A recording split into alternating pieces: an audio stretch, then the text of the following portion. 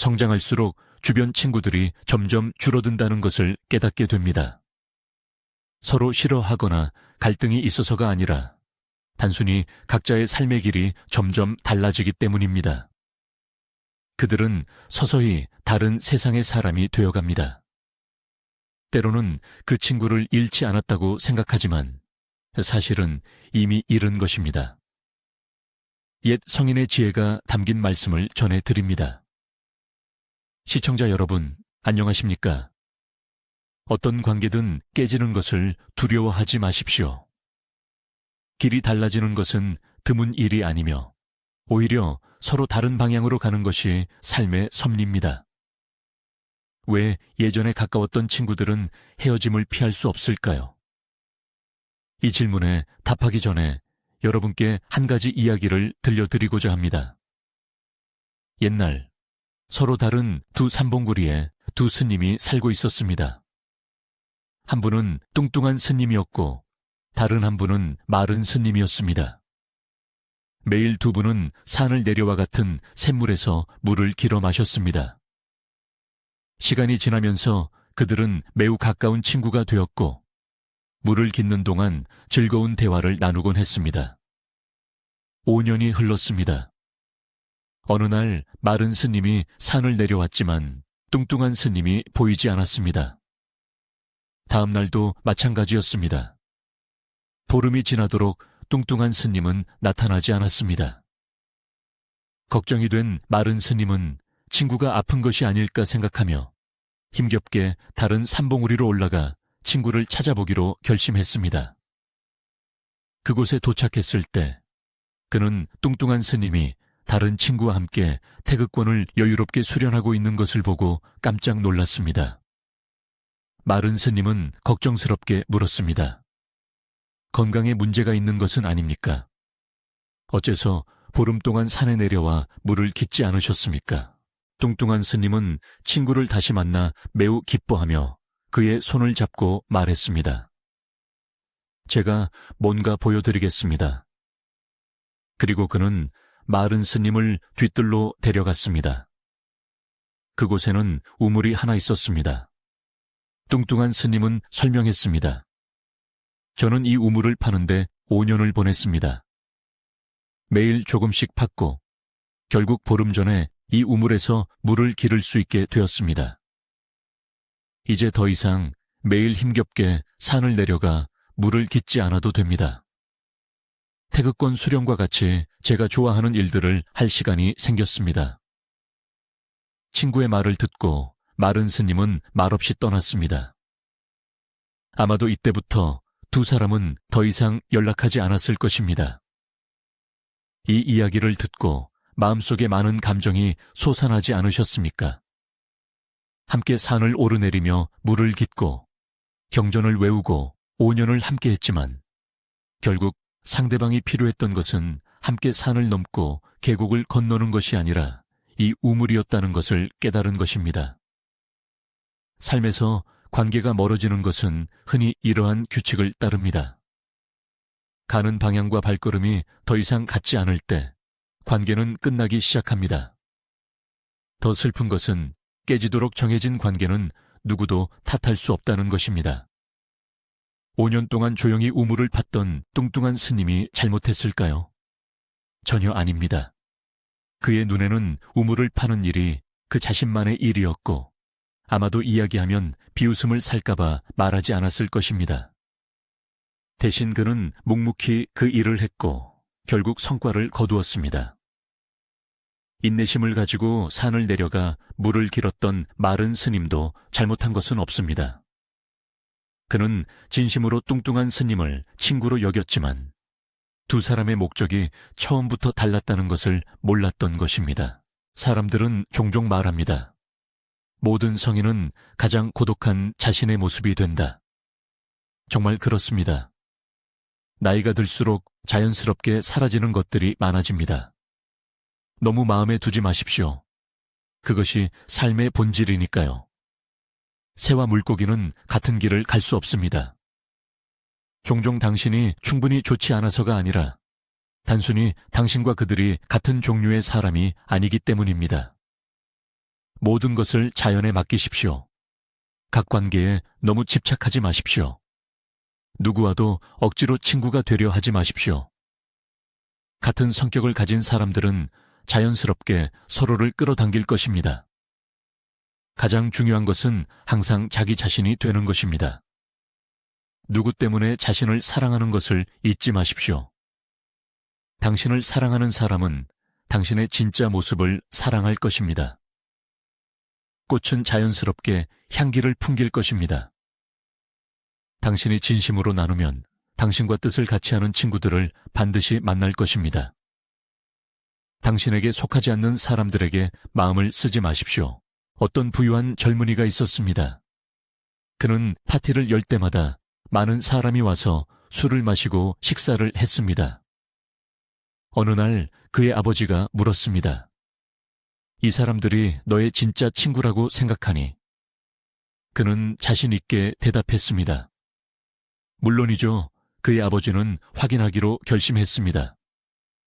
아버지는 그에게 가장 친한 친구 10명에게 문자를 보내 자신이 재정적 어려움에 처해 급히 1억 동이 필요하다고 말하라고 했습니다. 젊은이는 아버지, 보세요. 몇 분 안에 그들이 돈을 보내줄 겁니다. 라고 말했습니다. 그러나 결과는 그를 매우 놀라게 했습니다. 항상 그를 형제라고 불렀던 사람들 중 6명은 문자 메시지에 답조차 하지 않았습니다. 전화도 음성 메시지도 아무도 답하지 않았습니다. 한 명은 계정이 해킹당했는지 물었고 아니라는 답을 듣고도 아무 말도 하지 않았습니다. 다른 3명은 계좌에 돈이 부족하다는 핑계를 대며 돈이 없다고 솔직하게 말했습니다. 젊은이는 매우 화가 났습니다. 그는 이 사람들이 모두 부유한 집안 자제들이며 그들에게 1억 동은 아무것도 아니라는 것을 잘 알고 있었기 때문입니다. 그러나 바로 이 아무것도 아닌 돈이 우정을 명확하게 드러내 주었습니다. 이때 아버지는 오랜 친구에게 전화를 걸어 약간의 어려움이 생겨 1억 동이 필요하다고 말했습니다. 그 친구는 망설임 없이 계좌번호를 물었고 수천만 동이면 충분합니까? 부족하면 더 찾아보겠습니다. 라고 말했습니다. 젊은이도 이 친구에게 1억 동이 반년 동안 모은 전 재산이라는 것을 잘 알고 있었지만 그는 망설임 없이 기꺼이 도왔습니다. 젊은이는 침묵했습니다. 당신이 얼마나 많은 친구를 가지고 있는지 자랑하지 마십시오. 사실 당신이 기꺼이 식사를 대접할 준비가 되어 있다면 많은 사람이 기꺼이 당신을 따를 것입니다. 하지만 당신이 어려움에 처했을 때 얼마나 많은 사람이 기꺼이 손을 내밀어 도울 준비가 되어 있는지 보십시오. 당신이 어려운 상황에 처했을 때야 비로소 당신 곁의 사람들이 진짜 친구인지 아니면 그저 스쳐 지나가는 사람인지 알 수 있습니다. 오후에 양 한 마리가 언덕에서 혼자 놀고 있었습니다. 갑자기 덤불에서 늑대 한 마리가 튀어나와 양을 잡아먹으려 했습니다. 양은 저항하며 큰 소리로 비명을 지르며 친구들에게 도움을 요청했습니다. 덤불 속에 서 있던 소는 늑대임을 보고 도망쳤습니다. 말은 고개를 숙여보다가 늑대임을 알아차리고 서둘러 도망쳤습니다. 당나귀는 잠시 멈춰서서 늑대도 도망치는 것을 보았습니다. 토끼는 비명소리를 듣고 더 빨리 도망쳤습니다. 상이슬게 있던 개는 양의 비명소리를 듣고 서둘러 언덕으로 달려왔습니다. 개는 덤불에서 뛰쳐나와 늑대의 목을 꽉 물었습니다. 늑대는 고통스럽게 울부짖었고 개가 방심한 틈을 타 도망쳤습니다. 양은 집으로 돌아왔고 친구들이 모두 모여들었습니다. 소는 말했습니다. 왜 나한테 말 안 했어? 내 뿔이면 늑대 배를 뚫을 수 있었는데. 말은 말했습니다. 네가 나한테 말 안 했어. 내 발굽이면 늑대 머리를 부술 수 있었는데. 당나귀도 말했습니다. 왜 날 부르지 않았어? 내가 한번 소리 지르면 늑대가 겁먹고 도망갔을 텐데. 토끼는 말했습니다. 나한테 말해줬어야지. 내가 빨리 달려서 소식을 전할 수 있었을 텐데. 그들의 소란스러운 이야기 속에는 개만 없었습니다. 진정한 우정은 화려한 말이 아니라 당신이 가장 필요할 때 당신을 일으켜 세울 수 있는 사람입니다. 매일 당신을 애워싸고 아첨하며 당신을 기쁘게 하는 사람들이 반드시 진정한 친구는 아닙니다. 반대로 멀리 떨어져 있는 듯 보이지만 항상 조용히 관심을 가지고 당신이 성공할 때 아첨하지 않고 당신이 필요할 때 기꺼이 돕는 사람들이 진정한 친구입니다. 저품질의 사회적 관계는 고품질의 혼자만의 시간을 즐기는 것만 못합니다. 친구는 많을 필요 없이 질이 중요합니다. 인생의 어떤 단계에서도 타인과의 교류를 피할 수는 없습니다.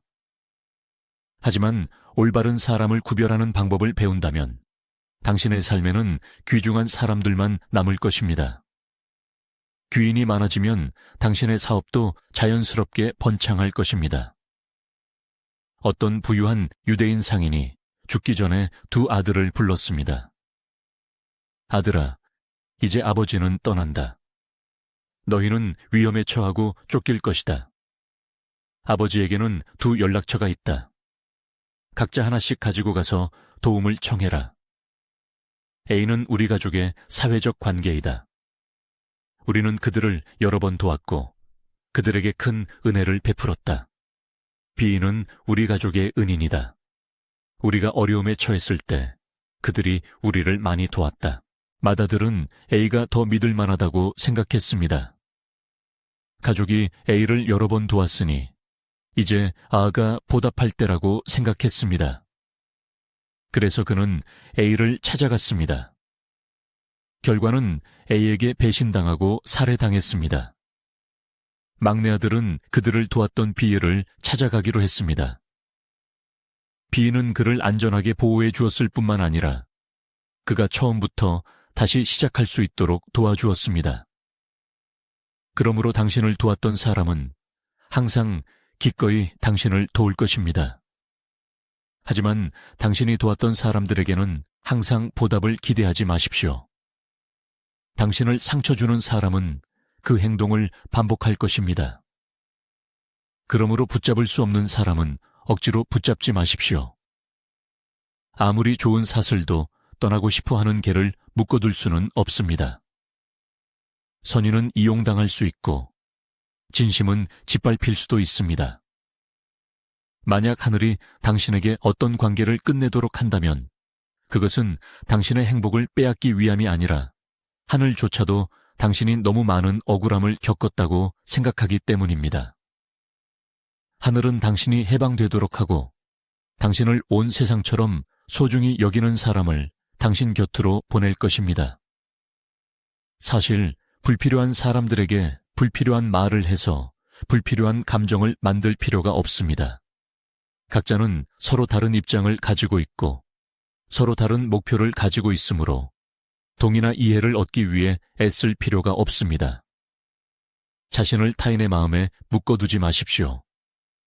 또한 타인을 자신의 마음에 억지로 두려하지 마십시오. 삼관, 인생관, 가치관, 세계관. 이 같지 않으면 미소 짓는 것만으로도 충분합니다. 사고방식이 같은 높이가 아니라면 존중하는 것만으로도 충분합니다. 숲속에 새끼 돼지와 강아지가 살고 있었는데 그들은 아주 친한 친구였습니다. 어느 날 새끼 돼지가 강아지 집에 놀러 갔습니다. 길에서 강아지를 만난 새끼 돼지는 물었습니다. 어디 가니? 강아지는 대답했습니다. 새 친구를 만나러 가는 길이야. 나랑 같이 갈래? 너희를 서로 소개해 줄게. 새끼 돼지는 동의했습니다. 그래서 둘은 함께 새 친구의 집으로 갔습니다. 그들은 문을 두드렸고 문을 연 것은 새끼 여우였습니다. 서로 인사를 나눈 후 새끼 여우는 말했습니다. 친구들과 저녁 식사 약속이 있어. 그들은 모두 이 숲에서 아주 멋진 인물들이야. 너희도 같이 갈래? 내가 너희를 그들에게 소개해 줄게. 강아지와 새끼 돼지는 마음이 끌려 함께 가기로 했습니다. 길을 가는 동안 새끼 여우는 친구들이 얼마나 멋진지 끊임없이 자랑했습니다. 새끼 돼지와 강아지는 이제 숲에서 기댈 곳이 생겼다고 생각하기 시작했습니다.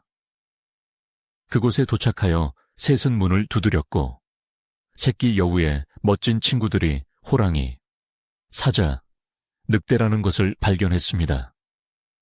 새끼 여우가 소개하기도 전에 호랑이는 하하 웃으며 말했습니다. 왔으면 왔지. 선물을 뭘 그렇게 가져왔어? 새끼 돼지가 부엌으로 들어갔을 때 그는 아직도 어떤 선물을 준비해야 할지 생각하고 있었습니다. 이 이야기의 의미를 이해하십니까?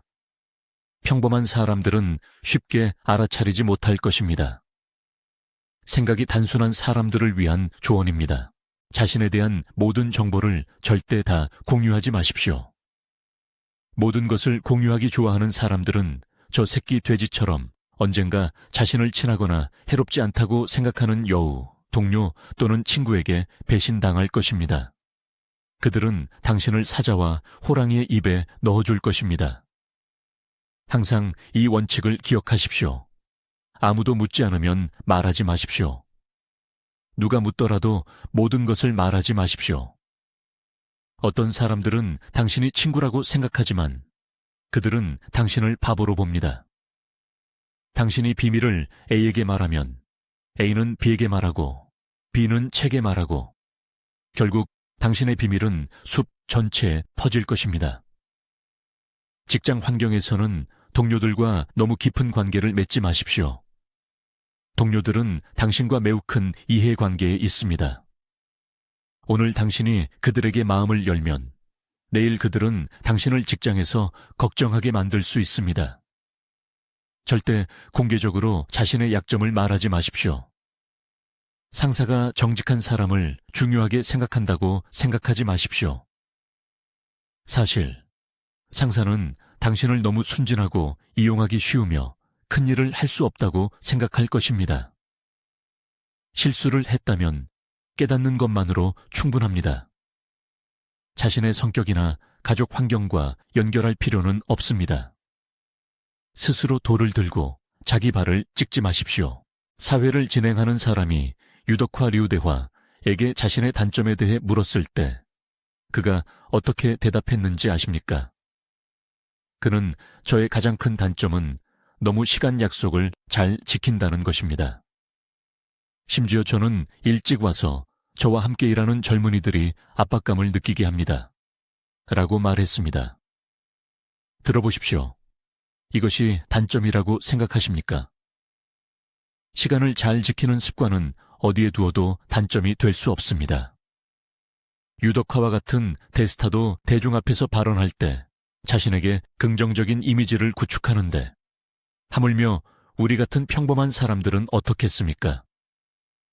스스로를 비판할 때는 겉으로는 비난하는 척하면서 실제로는 칭찬하는 방법을 배우십시오.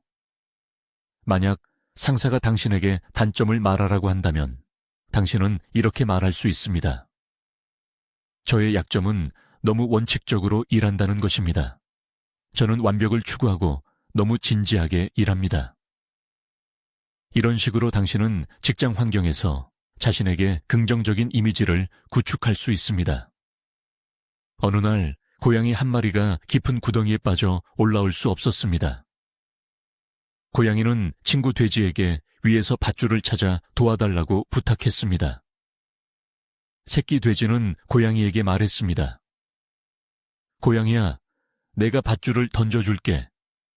그래서 새끼 돼지는 밧줄 뭉치 전체를 구덩이에 던져 넣었습니다. 고양이는 답답하게 말했습니다. 네가 밧줄 뭉치 전체를 던지면 내가 어떻게 올라가? 한쪽 끝을 잡고 있어야지. 그 말을 듣고 새끼 돼지는 구덩이로 뛰어내려 밧줄 한쪽 끝을 꽉 잡고 말했습니다. 내가 한쪽 끝을 잡았어. 이제 됐지? 고양이는 여전히 속수무책이었지만 행복에 겨워 울었습니다. 어떤 친구들은 그렇게 똑똑하지는 않지만 평생 소중히 여길 가치가 있습니다. 이 세상에서 가장 따뜻한 말은 달콤한 수많은 말이 아니라 피곤함을 느낄 때 누군가 부드럽게 괜찮아, 내가 있잖아 라고 말해주는 것입니다. 진정한 친구는 당신의 약점을 비웃지 않을 것이며 당신이 강한 척할 필요도 없습니다. 그들 앞에서 당신은 가난을 감추기 위해 고급차를 운전할 필요도 없고 무지를 감추기 위해 심오한 철학적인 말을 사용할 필요도 없습니다. 우리는 사실 가면을 쓴 삶에 지쳐 있습니다. 진정한 친구들 앞에서는 가면을 쓸 필요가 없습니다. 행복찾기 워크숍에 50명이 참석했습니다. 풍선으로 가득 찬 방에 들어섰을 때 진행자는 다소 이상한 요구를 했습니다. 각자 풍선 하나를 받아들고 자신의 이름을 쓴 다음 모든 풍선을 모아서 다른 방에 두는 것이었습니다. 모든 풍선이 다른 방으로 옮겨진 후 진행자는 참가자들에게 5분 안에 자신의 이름이 쓰인 풍선을 찾아달라고 요청했습니다. 사람들은 서로 부딪히고 밀치며 풍선을 찾기 시작했고 방은 혼란에 빠졌습니다. 5분이 지났지만 아무도 자신의 풍선을 찾지 못했습니다. 진행자는 멈추라고 말하고는 이렇게 말했습니다. 이제 각자 아무 풍선이나 하나 집어서 그 풍선에 이름이 쓰인 사람에게 건네주십시오. 불과 3분도 채 안 되어 모두 자신의 풍선을 받았습니다. 진행자는 말했습니다. 이것이 바로 인생입니다.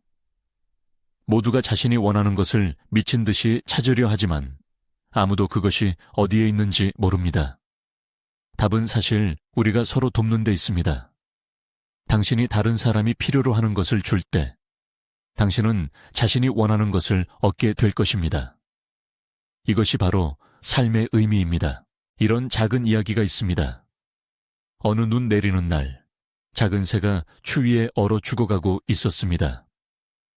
소 한 마리가 지나가다가 새 위에 똥을 누웠습니다.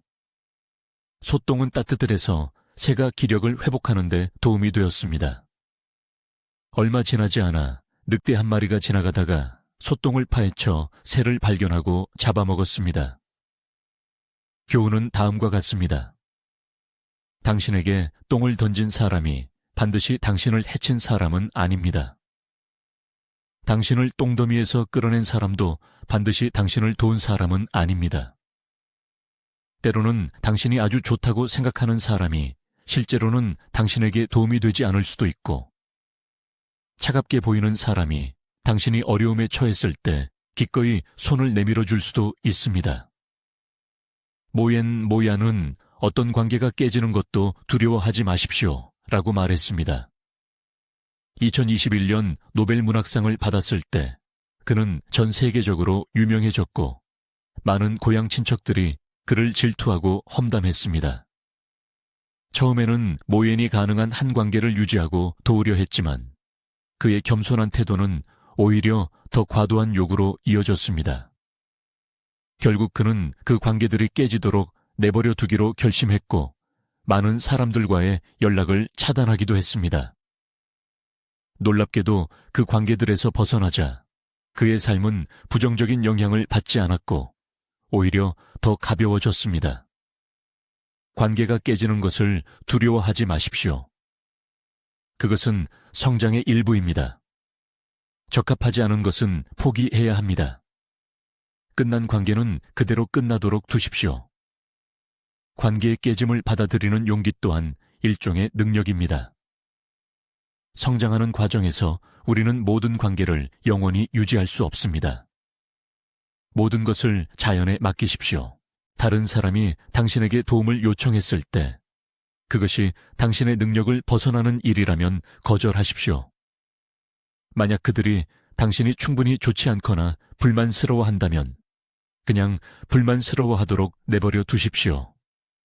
모든 일을 도울 필요는 없으며 거절해야 할 일은 단호하게 거절하십시오. 어떤 사람들은 거절하기 어렵게 만들려고 감정을 이용할 것입니다. 그때 당신은 정신을 차려야 합니다. 왜냐하면 마지못해 받아들인 일들은 나중에 후회하게 만드는 경우가 많기 때문입니다. 말을 억지로 쫓아가지 마십시오. 그 시간 동안 풀을 심는데 시간을 투자하십시오. 봄이 오면 풀이 무성해져 아름다운 말들이 당신에게 올 것입니다. 누구와도 억지로 친해지려 하지 마십시오. 친구가 없는 시간을 활용하여 자신의 능력을 향상시키십시오. 모든 것이 무르익으면 진정한 친구들이 당신과 동행할 것입니다. 군중 속에서 형성된 관계는 일시적인 경우가 많습니다. 인격에서 비롯된 관계만이 오래갑니다. 그러므로 자신을 완성하는 것이 다른 사람을 만족시키려 애쓰는 것보다 훨씬 큰 힘을 가집니다. 유지하기 위해 너무 많은 노력이 필요한 관계는 종종 잘못된 것입니다. 누군가를 붙잡기 위해 너무 많은 대가를 치러야 한다면 그 관계는 원래 당신의 것이 아니었던 것입니다. 당신을 지치게 하는 관계는 사실 모두 놓아주어야 합니다. 당신의 진심은 종종 다른 사람들에게는 전혀 중요하지 않습니다. 보답 없는 관계는 아무리 노력해도 소용없습니다. 어떤 관계는 끝나야 한다는 것을 받아들이십시오. 그것은 당신이 더 잘 살 수 있도록 도와줄 것입니다. 당신이 조금 더 강해지는 법을 배운다면 몰래 눈물을 흘려야 할 사람은 더 이상 당신이 아닐 것입니다. 친절함은 좋은 것이지만 옳고 그름을 구별하지 못하고 맹목적으로 친절하다면 그것이 과연 좋은 일일까요? 우리는 어릴 때부터 농부와 뱀 이야기를 들었습니다. 농부가 산에 가다가 얼어붙은 뱀을 발견했습니다. 그는 불쌍히 여겨 뱀을 품에 안고 몸을 녹여주었습니다. 뱀이 깨어나자 그는 농부를 치명적으로 물고 도망쳤습니다. 죽기 직전에 농부는 자신이 뱀을 구하지 말았어야 했다는 것을 깨달았습니다. 삶에서 이야기 속 뱀처럼 은혜를 모르는 자들은 실제로 적지 않습니다. 착한 사람을 대할 때는 친절한 태도를 유지하는 것이 옳습니다. 하지만 소인배를 대할 때 당신이 마음이 약해진다면 그것은 바로 당신의 잘못입니다. 당신의 모든 양보와 타협은 그들의 눈에는 당연한 일입니다. 그들은 당신이 한 모든 것을 쉽게 부정할 핑계를 찾을 수 있습니다. 소인배에게 베푸는 친절은 자신에게 잔인한 일이라는 것을 기억하십시오. 왜냐하면 그들이 언제 당신을 배신할지 절대 알 수 없기 때문입니다. 다른 사람을 거절하는 것을 두려워하지 마십시오. 당신을 주저없이 곤란하게 만드는 사람들은 애초에 선의가 없었던 것입니다. 필요할 때는 당신의 이익이 침해당하는 것을 깨닫는 즉시 단호하게 태도를 바꾸어 다른 사람들에게 당신의 한계를 명확히 보여주십시오. 그때 태도를 바꾸는 것은 합리적이고 증거가 있지만 오랜 시간이 지난 후에 태도를 바꾸면 속 좁은 사람으로 여겨질 것입니다. 예를 들어 친구에게 돈을 빌려주는데 한두 번은 거절하기 힘들어서 빌려주었지만 세 번째는 더 이상 빌려주고 싶지 않다면 이전 두 번은 헛수고였을 뿐만 아니라 세 번째에는 그들의 눈에 당신이 나쁜 사람이 될 것입니다. 또 다른 대표적인 예는 여배우 순리, 썬리의 이야기입니다. 그녀는 가난한 학생을 후원했지만 이 학생은 사치스러운 생활을 하고 부수입을 숨겼습니다. 순리가 지원을 중단하자 이 학생은 6천제 달하는 긴 글을 써서 그녀를 고발하고 심지어 그녀의 경력을 망치겠다고 협박했습니다. 이것은 농부와 뱀 이야기의 현실판이었습니다. 다행히 진실이 밝혀졌지만 그렇지 않았다면 순리는 인터넷에서 수많은 비난을 받았을 수도 있습니다. 그러므로 당신의 친절함에는 한계가 있어야 하고 인내심에는 경계가 있어야 한다는 것을 기억하십시오. 거절하는 법을 배우지 않으면 다른 사람들의 과도한 행동을 견뎌야 할 것입니다.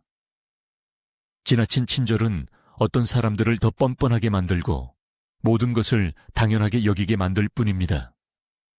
모든 사람이 당신에게 감사하고 당신을 소중히 여기는 것은 아니라는 것을 이해하십시오. 다른 사람의 비위를 상하게 하는 것을 두려워하지 마십시오. 당신의 친절함에는 발톱이 있어야 하고 당신의 부드러움은 올바른 사람에게 주어져야 합니다. 진정으로 강한 사람은 부드러운 말을 하지만 이를 단호하게 처리하는 사람입니다. 당신이 최대한 양보했는데도 그들이 여전히 선을 넘는다면 고개를 들고 허리를 펴고 망설임 없이 맞서 싸우십시오. 누구든 당신이 내게 어떻게 대하든 나는 당신에게 그렇게 대할 것입니다. 그것은 규칙이자 예의입니다. 친절함이 존중받지 못한다면 그것을 멀리 날려 보내십시오. 당신이 가진 것이 오직 선량함과 순수한 뿐이 되게 하지 마십시오. 모두가 순수한 사람들을 좋아하지만 그들을 진정으로 존중하는 사람은 거의 없습니다. 사람들 사이의 갈등을 해결하는 가장 빠른 방법은 관계를 끊는 것입니다. 인생의 모든 화려한 아름다움은 결국 고독이라는 대가를 치러야 한다는 말이 있습니다. 삶은 우리 각자가 홀로 걸어가야 할 여정입니다. 한 사람의 성장은 사회적 교류 능력으로 나타나는 것이 아니라 고독과 조화롭게 살아가는 법을 배우는 데 있습니다. 고독 앞에서 우리는 종종 방황하지만 그것을 극복한 후에 우리는 성장할 것입니다.